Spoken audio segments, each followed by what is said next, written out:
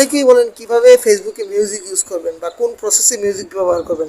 অনেকেই জানেন না মিউজিক ব্যবহার করলে কপিরাইট চলে আসে বা ইস্যু চলে আসে বা আপনার পেজ থেকে কোনো ভিডিও ভাইরাল হয় না।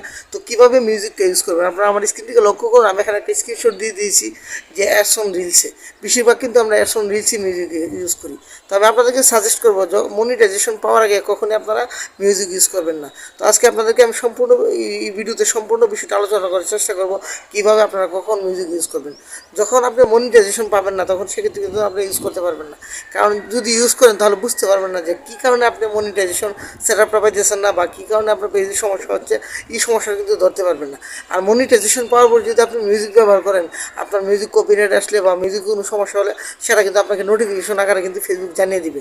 আর এই যে আমার স্ক্রিনে যে দেখতে পাচ্ছেন অ্যাডস অন রিলসের একটা স্ক্রিনশট আমি দিয়ে দিয়েছি, এই নোটিফিকেশনটা যারা মনিটাইজেশন পাওয়ার পরে পেয়েছেন তারা কিন্তু ফেসবুক অডিও লাইব্রেরি থেকে কিন্তু মিউজিকটা ইউজ করতে পারবেন।